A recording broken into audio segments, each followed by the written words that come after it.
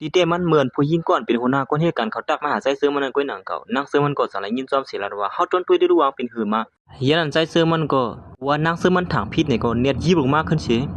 เดียนปลอกแปดผู้หญิงกว่าในกำเหลียวอยู่เย้านางเสื้อมันสั่งไรหามาอย่าไปให้นั่นเลยปัญหาเขาตักมาเลยเฮาก็บ่อีสังนั่นก็เสีย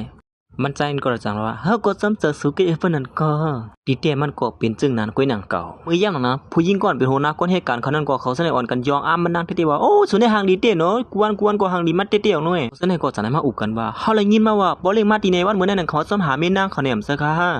ฮาเลยยินมาว่าแม่นางเขาไปออกเฮิรนมาติมื้อเลือนป่วนในว่าก็มาติในมื้อเลือนป่วนเหมือนกันมังเผาผู้หญิงคนนั้นเป็นสุก็เป็นไรค่ะอ้อสุเป็นมีเลี้ยงก็นั้นฮะดอย่างนั้นนางเสือมันก็สารยินแม่นมือพ่อนเขาอุบกันอยู่นั่นยิ่งก่อนเป็นหัวหน้าเขานั่นก็หันเป็นทางพิษมันจึงนั้นมันนางก่อมตอบถึงอีสังขึ้นเสียยอมหาบอกกว่าง่ายๆลุมๆเหี่ยวเฮาก็บ่ว่าอยู่แลดิเต้ก็เป็นเขาลงในป้อนั้นก็เลยเป็นใต้ก้อกับตาไม่นางบ่เลี้ยงอย่าซะนั่นแต่งยินโจมเตะในมื้อข้าก็บ่ว่าอยู่แลวันเตียนปีเฮามาตีนั้นซับป้อมเหมือนกวนธรรมดาสิอินหน้าผากก็สูงปีเจอมาก็สุในกงว่าไว้นั่นก็เลียงก็มึงก็อย่าไปมายองยอดกับเป็นแต่นั่นหรอมก็ผู้หญิงก็ได้จังว่าโอ้โหพี่เฮาในเจอเต็มเต้ในเนาะเป็นคนจันชุงสตาก็เจอเต็มไปเจอจังเต็มได้บ่เขาซึ่งนั่นก็จังว่าเฮาหลไม่ไล่ความลัดเฮาอันในเพราะฉะนั้นก็มาซึ่งค่าคุณหญิงอ่อนแหว่าในเขาซึ่งก็อย่างนั้นนางซึ่งมันอยู่ดีกายสิตุ้ยลักคือคุยที่นั่นเหี่ยวเขาอย่างนั้นนางซึ่งมันก็จังว่าอ่ะเขาอุบกันก็ยอกเขาอย่างละอันที่ไปป่นกว่านั้นก้อยนึงก็ผู้หญิงก็ได้สารคืนมาว่ากึดก้าวนึงดูเดี๋ยวในกว่าสุยอยู่ไปอยู่3ปอเลี้ยงเฮานะเขาเป็นมีนางปอเลี้ยงเฮานั่นเป็นย้อนเปิ้นสร้างหลายผู้หญิงก็ได้ก็สั่งขึ้นว่าย้อนผู้ว่ามีนางปอเลี้ยงเฮาอยู่ที่ไหนนั่นน่ะเฮาว่าแต่สุอย่าไปเฮ็ดตัวเป็นมีนายล่ะนะอย่างนั้นนางเสือมันจังขึ้นว่าเฮาตำฮู้แล้วว่าเขาเป็นมีนางปอเลี้ยงใหญ่ในนั้นสุดตั้งมื้อหาเหตุการณ์แล้ว2-3วันก้อยพอดีมาลัดเนสูล่ะกูเหตุการณ์จันเต็มเก้เผยลัดเนเขาซื้อในก็2วันกันลัดว่าส่วนว่าปอเลี้ยงซอยแถมสุดบอกนึงเหี่ยวในเสถามว่าปอเลี้ยงใหญ่เลยจะสูในโยย้อนเขาเฮ็ดจังนั้นเฮียนพวกเขาตั้งมีนางเขามีเสือปืนกันอีออดแต่เขาเฮ็ดเก้นั่นนางเสือมันสั่งว่าฮู้ร้อนลาแล้วว่าซะนั่นแต่ผู้หญิงก็ในก็สั่งว่าที่นางเสือมันนั่นว่าเฮาก็ฮู้อยู่นะว่าสุเลยเสือปอเลี้ยงเฮามาอยู่ตัดสีในนั้นก้อยก็ว่าคนสั่นแต้มเสื้อหนังสูเนี่ยมันคือดันกันนั่งเขาซีอีฟนะฮะว่าเด้ก็สั่งให้แกนั้นว่าย้อนปัวมือเร็วแน่เฮามีลองทุกซักกันอีออดแลเฮาก็มาลือลือเสือขนาดนึงก้อยแน่สั่งว่าเฮาลีกันขึ้นนั่นแดงสูแดงขี้ๆเนี่ยเฮาละซึ่งมันได้เคยขู่มันต้องซะบ่เคยเกียน้องพี่เฮาในแต่ปอเล่งอย่าลีต่อพี่เฮาเตะคันเนาะซ้ำเสือบ่เป็นแต่ในมก็มันก็เหมือนเพิ่นยองกวนมันได้ซะบ่เคยปิวขึ้นกลางเฮาได้นั่นก็เขาฮู้ตัวเขาก็ฮู้เนาะว่าสุเกียเขาบ่เป็นแต่ในนั้นสุฮัดเลยหือแล้วในมาห้องปอเล่งเฮาอยู่ๆซั่นไหนมันเจอการไว้คนจันแต้มจังนั้นสูเนี่ยเฮาว่าแต่สุอย่าไปทางอยากตัวหน้าป่นตีนางเสือมันสั่งขึ้นว่านั่นแต่พอกินทุนก็ต้องมันคนเคี้ยวนางเสือมันติไปออกกว่านั้นก้อยนั่นก็ผู้หญิงก็ได้จังได๋ห้องไว้เสียลัดว่า2สู้หือในเป็นจอบมือเขาในปอเล่งอย่าก็ออกปืนห่างปันเสสอบมืออันในเป็นมือพ่อนปอเล่งอย่าย้อนเข้าตีไปปังแขกนั่นในว่านำถึงว่าผู้หญิงก็ในก็ติสามารถสอบมือเหมือนนางเสือมันนั่นหืออันนั้นในมีอันเร็วก็ในเนื้อกำผาแน่เมื่อยามนั้นนางเสือมันก็สั่งว่าโอ้ลีอามเดียวสุลงอาลาบ่เป็นตัดในหั่นใน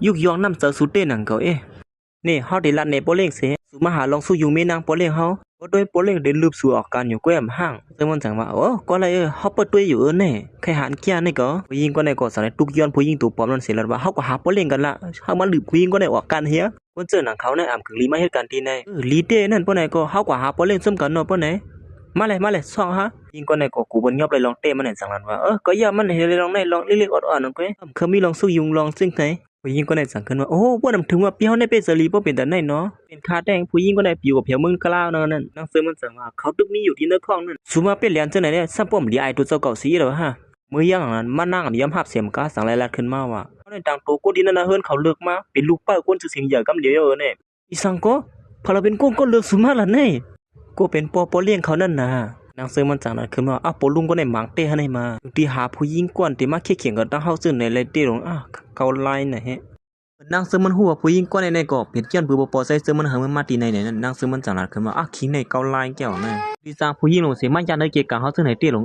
ผู้หญิงก้อนในก็สั่งหลายกว่าละที่นางเสือมันนั่นว่าเฮาว่าแต่สุริยินจมผู้หญิงหวานมื้อเหลียวได้เลยนะอันติมลูกสู่ออกกันนั่นน่ะเอาที่เลยมาลาว่าสุยุมเขาว่าเขาเป็นแม่นางปอเลี้ยงใหญ่ในนั้นย้อนปัวสอบมืออันไหนก็ยังหาสุยุมเขานั่นนางเสือมันก็สั่งให้โจกออกมาจับมือนั่นเสียลัดกันมาว่าก้อยกาอันนึงเฮาก็มีเหมือนกันนั่นก็นะอันลีอ้ำได้แต่ตุ้ยตีในรูปเมียนมือเฮาลีเนี่ยเมื่อย่างนั้นผู้หญิงก็ในก็เน็ตมางอกด้วยสอบมือนางเสือมันนั่นกำเหลียวอยู่เย้าเนาะเขาก็มีลีอ้ำจ้าวะ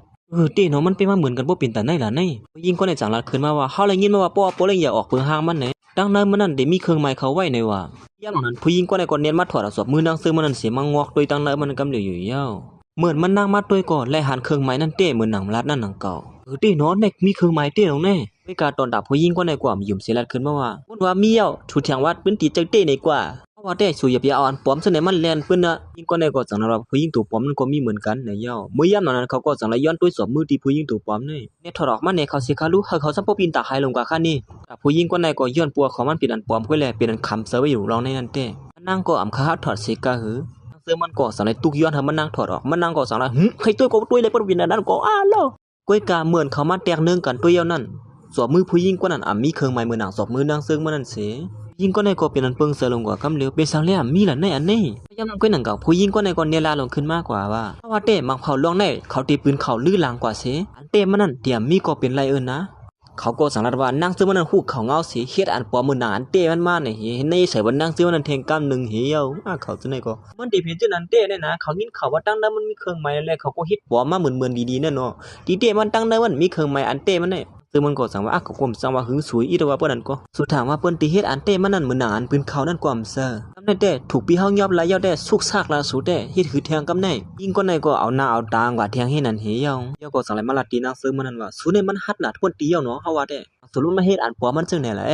นั่นแต่ก็กลมบ่จังว่าคือสิอีแต่ว่าหูสูงๆเนี่ยนะเฮาเฮ็ดจังก็สุดว่าเป็นของปลอมดีๆกว่าเอาสูว่าเฮียแล้วก็คันเถียงสูก็นางซึ่งมันอันดีไปเอากว่านั่นก้อยนั่นก็เขาจังว่านางซึ่งมันซุ่มกันยอดสิถูกยอบลายยอดอันดีไปกว่าในกว่าเนาะในเที่ยงเฮ็ดคือกลมไปสั่งถูกเด้นั่นก็ไอ้นางซึ่งมันเฮ็ดถือก็เนาะกวนหมอเป็ดหมอเรียนซึ่งหนังสูนี่อำกึ่งลีอยู่ที่ในห้องการเฮาในมันกึ่งแลบกันดังสูนะเขาซึ่งในก็สารติผู้หญิงตัวปอนั่นว่าเน็ตกว่าทุกย้อนปอลิงลงลึบเขาออกการเฮียราคาว่าเด้ผู้หญิงก็ในก็สอนให้แกงว่าก็ยามันสิละลองในก็ปัญหามันยาวกว่ากันได้สิโอ้พี่เฮาสลีเตียวว่าเปิ้นมาปลอมคู่ของพี่เฮาก็พี่เฮาซับบ่เอาตังพี่ได้อีดอกเนาะเกมันย้อนมันหัดเอาตังพี่ได้มันลาดกี้เนาะยันผู้หญิงก็ในก็สั่งว่าพี่เฮาโลอีสังค่าได้ก็กว่าลาดก้อยปอลิงหลวงนั่นเหมือนผู้หญิงก็ในอันที่ไปออกกว่านั้นก้อยนั่นก็มันสั่งไรหามไว้ว่ามื้อเหลือในเขามีนาการสู้อยู่แลคำสั่งเฮ็ดซื่อหือก้อยนั่นปัวมันกูที่มันลาดเอาเมื่อยามหลังนั้นก้อยหนังเก่าใส่เสื้อมันก็สั่งในฮอดมาถึงที่เนยใส่เสื้อมันสามารถถามว่าสุมีอีสังตัดที่มาลัดนี่เฮาก็ผู้หญิงก็ในคนเนียนลาดขึ้นมากำเหลียวว่านางเสื้อมันนั่นหมอเป็ดหมอเลียนน่ะใกล้ในเขาลาดว่าเขาเป็นมีนางปอลิงอย่าฮ้อนในเขาว่านั่นหมอเป็ดหมอเลียนได้เขาออกผู้หญิงก็ในว่าได้ถูกลืบเขาออกการเข้าอ้อน่ะ